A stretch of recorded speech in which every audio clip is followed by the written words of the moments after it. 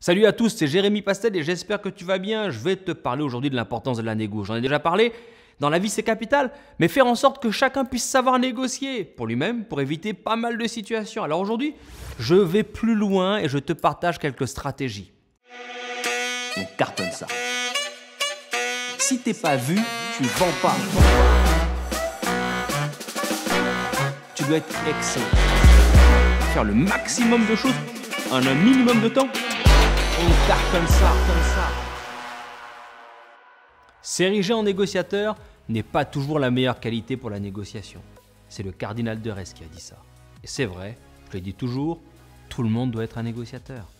Le dictionnaire définit le mot négocier comme engager des pourparlers en vue de régler un différend ou de mettre fin à un conflit. Pas mal. Mais la négociation, si c'était aussi l'action de mettre en place tous les moyens possibles de persuasion pour obtenir ce que tu veux. Attention, il ne s'agit ni de mentir, ni de tricher, ou même de manipuler, mais bien d'utiliser les processus de persuasion pour arriver au résultat que tu veux. Voilà quelques éléments que j'utilise souvent et qui peuvent t'aider. 1. Le donnant-donnant. En réalité, une bonne négociation se finalise lorsque toutes les parties sont satisfaites. Donc organise-toi pour que tu puisses identifier ce que chacun veut dans la pièce sans compromettre ce que toi tu veux obtenir.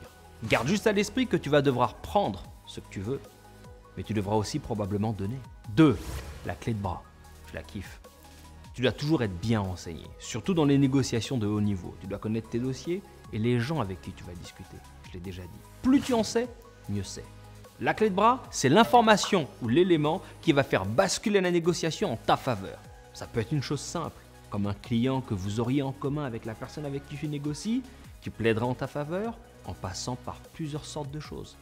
Attention, il ne s'agit pas de faire chanter quelqu'un, mais bien de sortir une carte secrète qui changerait l'orientation de la négociation sans que personne s'y attende. L'effet de surprise et l'impact de la carte mise sur la table sont capitaux pour avoir un résultat optimal avec cette stratégie. 3. Ça les vaut pas. Cette stratégie me fait sourire parce que c'est la stratégie la plus irrationnelle. Souvent, il faut l'utiliser dans des contextes où aucun argument tangible ne peut défendre ta position de négociation. Tu dois rentrer dans le sentiment, l'impression, dans le subjectif. Ça les vaut pas. Tu peux dire ce que tu veux, cette voiture elle est rouge, elle vaut 50 000 $. Pour moi, ça les vaut pas, parce que je la voulais en noir, donc pour moi, ça les vaut pas. Stratégie très puissante, car tu peux dire ce que tu veux en affirmant que la valeur fiscale de cette voiture est de 50 000 $. Mais moi, comme je la voulais en noir, mon impression, c'est que ça les vaut pas. Va donc te battre contre mon impression. Donc quand tu as face à toi quelqu'un qui veut absolument vendre, avec cette stratégie, il y a de grandes chances qu'il puisse faire des efforts substantiels. Il y a encore plein de choses à dire sur la négociation, mais c'est tout pour aujourd'hui. De toutes les manières, je t'en dis plus sur les médias sociaux, Facebook, Instagram, LinkedIn. En attendant, j'espère que ça les vaut, hein. Alors cartonne tout et à plus. Je te réponds tout de suite à toutes tes questions en live sur mes médias sociaux. Tu peux te connecter maintenant. Je te parle aussi en direct sur mon groupe Telegram, on cartonne ça. À tout de suite.